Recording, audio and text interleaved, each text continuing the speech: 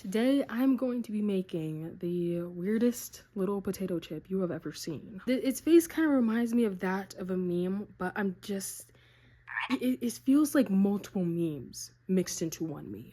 But enough talking. I know that y'all have short attention spans, so let's get into the video. Let's go.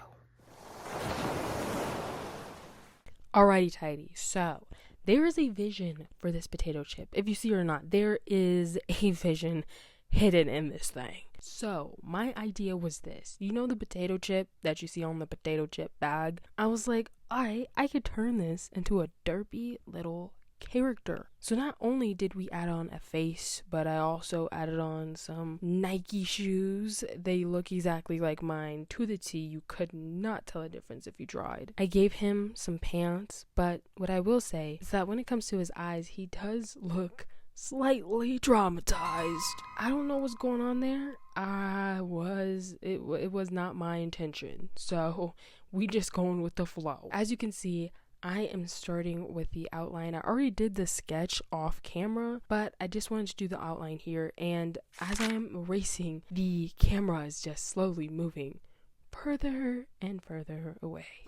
There we go. We just gotta fix it. Now is time for the fun part, coloring. But beforehand, let me throw this in here. A little tip I do have in regards to you doing your outline and your sketching is to make sure that you erase after you allow your outline to dry, or else it is going to be very, very streaky. It is going to smudge, it is going to smear, and it will not look pretty. So give it 5 minutes to dry before you go and erase your outline. This is actually a great example of that. As you can see with the letters, I accidentally smudged it completely. But I have even gone over, what does it say? It says, "Why are you looking at me?" Very valid question asked in his defense. Very valid. And as you can see, I'm going through very lightly so that I don't smudge the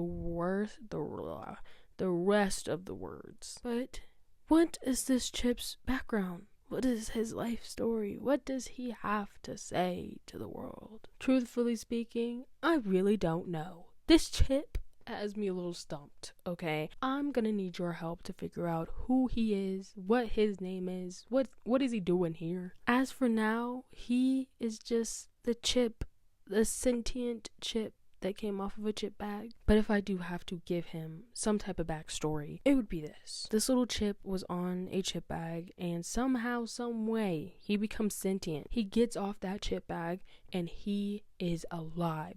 He is real. He gets off, and when he's off this chip bag, he already is fully clothed somehow. I never said this story made sense. But now he's living in a world being the only chip, and he's constantly being stared at, of course, because if you're a chip just walking around casually, people are gonna look at you. He's gotten all the comments, all the stares, everything. And he's at the point where he is not only scared and traumatized from his bad experiences, but he has a lot of social anxiety. So as you are walking past him and you look at him, he's over here like, "Why are you looking at me?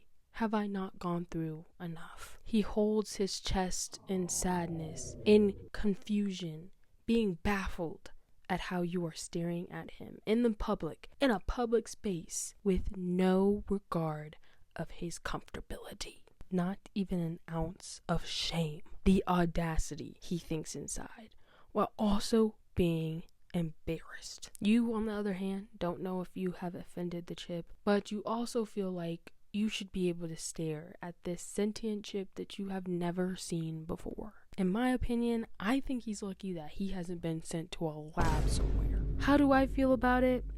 Not that much grace in this situation here. But that concludes our little chip's story. If you have a name, if you have a story, leave it in the comments below and I will read it. Take care, and I will see you later.